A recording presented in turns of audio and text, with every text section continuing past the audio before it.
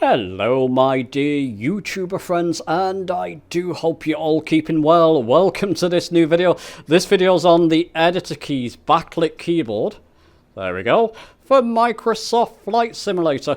A keyboard that may be the keyboard of your dreams if you enjoy using the keyboard. As you can see, all the commands are color coded. It's actually a bit of a joy to use. Now, who's interested in using the keyboard in Microsoft Flight Sim or flying with the keyboard? Well, if my video of using the keyboard only with Microsoft Flight Simulator is anything to go by, there's over 50,000 of you that use the keyboard regularly, and I expect that number to be doubled or tripled, or even more than that use the keyboard quite often with Microsoft Flight Sim. So I'm going to give you my thoughts and feelings and give you an overview of the keyboard in this video. Do watch the video through. I've got to say thank you to Mark, who's the company director of Editor Keys, for sending me out this keyboard for review. I'm under no obligation to give a positive review of this, so all the thoughts and feelings will be my own. And of course, I'm going to be ethical with my review, as always. Well, listen, let's not dilly-dally. Let's get on with this video.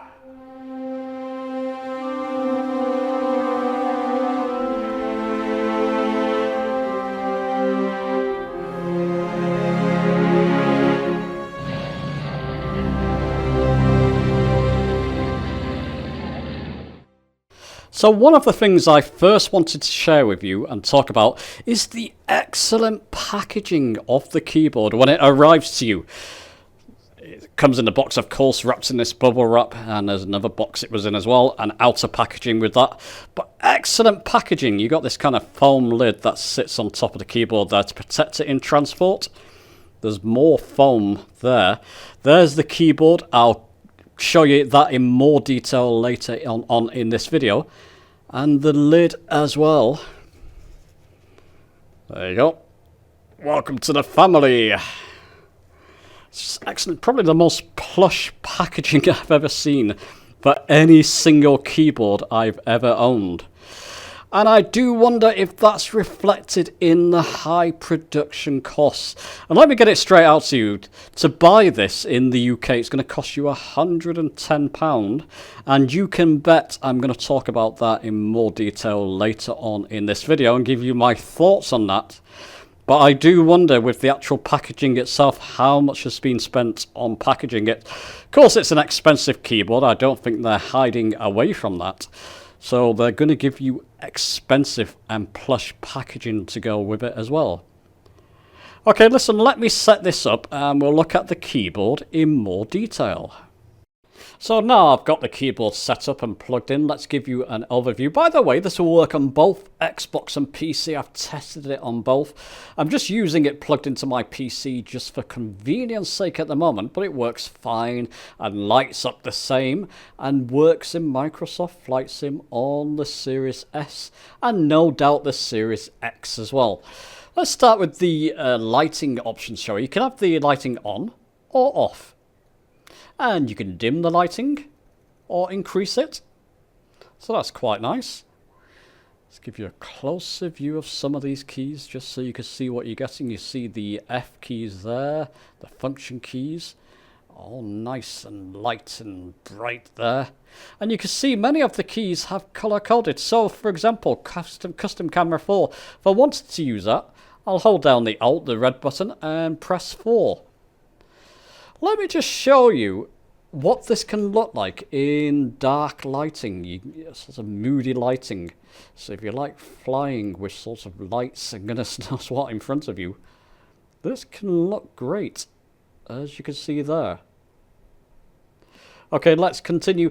Got to be careful what keys I'm pressing because I could inadvertently stop my recording. The keys themselves, I'll just use these keys. They've got a lovely feel. I own a rather expensive laptop. Now that's got a great keyboard. This is even better. Very solid use, nice travel.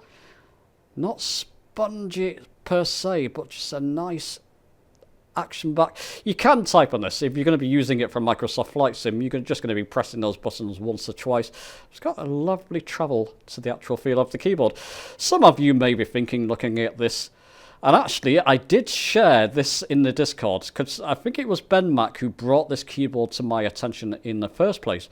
But Major Lag there, hope I've said your name right, did share a comment. You know, why don't you just print out your own stickers? You actually shared something there. You can see stickers that you can print out and put them on. You can do that. Probably won't look quite as good as this. And actually Dan Lance replied there saying what he'd like the look of this backlit keyboard, editor keys keyboard, was that all the keys are color coded, so you can see what you're doing. Indeed they are. Indeed they are. And these are not stickers, by the way. You could put default stickers on it yourself, but these are not. These are actual printed on the keys themselves, all engraved beautifully, I might add, on the keys itself. So it's got a really nice look and actually works quite well in the sim. So there you go. And you got your pitch up, your elevator, and ailerons, and goodness knows what, and center ailerons, and rudders. I'll tell you what. Let me give you a demonstration flight of me using this keyboard only in Microsoft Flight Sim. Then I'll come back with my conclusion and recommendations. Okay, I'm set up at runway 27, Hoddesdon International. Let me just bring in that camera for you. And there you go, you should be able to see my keyboard. Just press end. It's default key scheme basically within Microsoft Flight Sim. If you don't know, control, and it does say on the keys itself, it will cycle you between your instruments. While we're in this view, just use my mouse to scroll in a little bit. You could probably do that from a keyboard as well. But holding control down and page up will increase your autopilot assigned altitude here. And well, page up will increase it, page down will decrease it, but we'll just put it to 1200. And what it doesn't tell you on the keys, but it is part of the default scheme, control and insert and delete will move your heading bug. This heading bug down here. And I'm just going to sync it roughly to my autopilot assigned altitude. Now, you can see my nav frequency. You can actually change this using keys as well. What we're going to do is a quick ILS landing at London Heathrow, runway 27 left. So I'm going to hold control and shift down and use my page up or page down to get the frequency for runway 27 at Heathrow Airport. So there we go, I believe that's right. 10950, yep, that's right. And let me just think now, shift, control and N. Some of these I've had to look up in the key bindings. I mean, you can look at the keys, but it's easier to do this from the control options. But shift control N will swap my nav. So that nav 1 is now active. And there we go, so all very straightforward. Control and 1 will put me back to my default view. Okay, let's throttle up now. There are keys. There's one key here, F4. It's bound to full throttle. That doesn't work. It's not even in the default key binding, so that's a mistake. Full throttle doesn't work with the defaults, at least not with my version.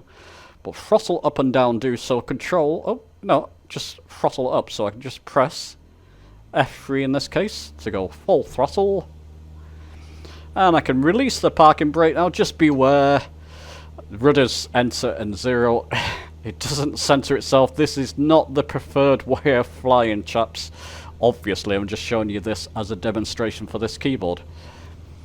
So what we'll do, we'll just get up to speed to take off. Stay center line as best as possible. And up we go. And the elevator doesn't center either. And the ailerons, but 5. If you move your ailerons, you could press 5 to center it. Now, I've pitched up too much there. And I believe 1 and 7 are trim nose up, elevator trim nose up and down, so I can use a bit of that, just trim down a little bit. Oh, enough of that. Autopilot on, Z. And there's no default key for heading mode, so I'm going to have to use my mouse here just to put it into heading select in the default keyboard setup, but that's okay. if you're using the keyboard, it'll be wise to use a mouse as well. And what we're going to do, we're going to actually put this into CDI lock 1. We're going to fly towards Heathrow Airport, lock onto the... Well, let's just stay with it for a moment. Let's just keep you with it for a moment, because I'll show you the utilization of heading mode again. Once we're within range, how far are we at the moment? We're about 17 nautical miles out at the moment. Once we're in range of the ILS frequency, you'll see that this will change. We'll get the center bar as well. There you go. So now I can use my control and delete in this case just to move my heading bug to line those lines up. Okay chaps, I won't bore you with this part. I'll bring you back when we're closer to landing.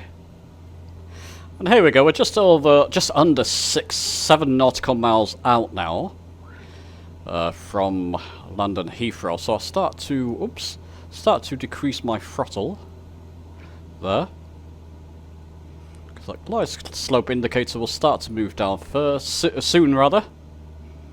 So I'll just decrease that throttle there. There we go, just using the F2 key. And just keep those lines. I'm just using heading mode, so I'm doing this manually. So control and insert, just to increase my heading bug there. And I can keep bringing that speed down. Let's get it down to around 1900 now, just so I can get into stage 1 flaps. And the F buttons for flaps work absolutely fine, as you'd expect.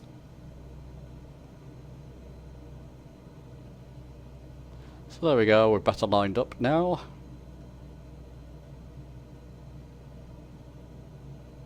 And I can go. Well, I'll wait for a moment. Wait for the glide slope indicator to start moving down, just so we can hurry this along a little bit before I go to stage 1 flaps. And we're going to intersect the line, the glide slope basically, part way through, which is absolutely fine. So the glide slope indicator is moving down. Let's increase our flaps. F7. There you go, stage 1 flaps. And everything's going okay. What we can do now is actually go, let's just see, Control and A will essentially go into lock mode, lock hold. So instead of pressing your approach button here, Control and A will do that. And with any luck, it should be following the GS will go solid green in a moment once the glide slope indicators come to the center. And there we go, and it's locked onto the glide slope and will bring us down nicely. Let's just go up to our... we can just increase our flaps, keep doing that just to keep our speed nice and slow, as it's going to start increasing speed as the nose descends to follow the glide slope. So I've got full flaps there. And there we go. Come down to our left G1000 just to see what's happening. I just decreased my throttle a little bit more there, maybe around about 1600, and that should be fine. Okay, I'll fast forward this a little bit when we're closer to the runway. And here we go, we're not far from the runway. Let me just bring in that camera for you again. There we are. And we're coming very close to it, aren't we? What's our speed like? I'll just decrease my throttle a wee bit more. I will decrease it fully. Once we're over the threshold of the runway, full flaps coming in. Should flare a little bit. I can decrease it a little bit more now.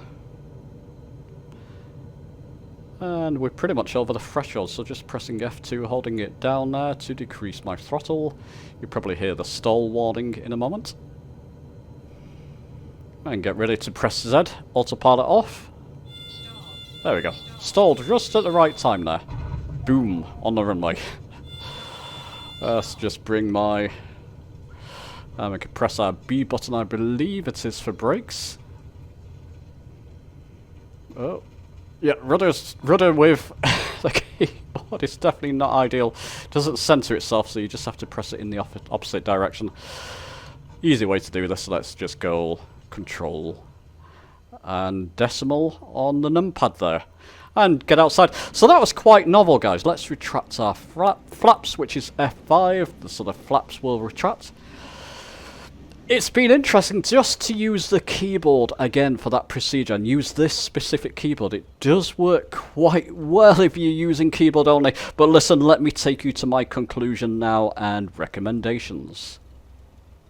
Okay, on to my conclusion and recommendations. Do I recommend that you go out and buy this Editor Keys Backlit keyboard from Microsoft Flight Sim? As good as it is, when I first heard about this, I was eager to try it. It's only later on that I heard about the price for this. And bear with me on this, I'm going to try and give you an even recommendation for this.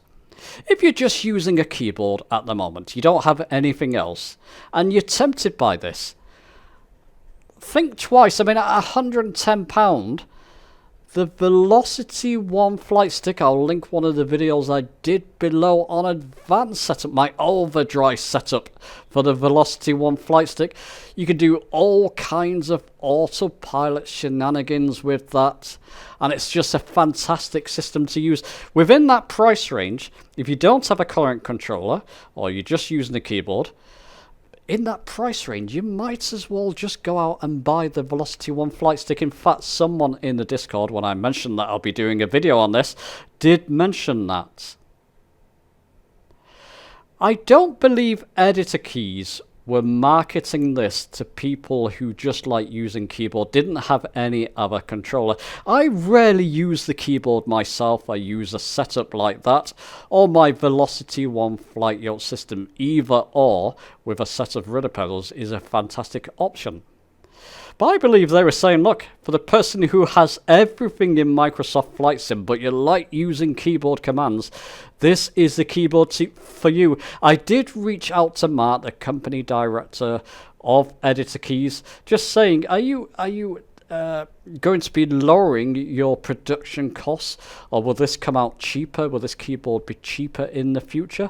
If this was marketed at £40 to £50, £50 maximum, I would say no brainer, especially if you enjoy using the keyboard, go out and buy this. Like I said, if you only have keyboard, you don't have other controllers, you're looking for a good controller, go for that. If you do have other controllers, you enjoy using keyboard, and you have that money to spend, this is simply, it's one of the finest keyboards I've ever used, even for typing when I'm not using Microsoft Flight Sim. It's a fun keyboard to use in Microsoft Flight Simulator, but I'm likely to just keep using setups like that personally. But that's in the eye of the beholder. Now, do leave your thoughts in the comments below. I can already predict of what many of those comments will do.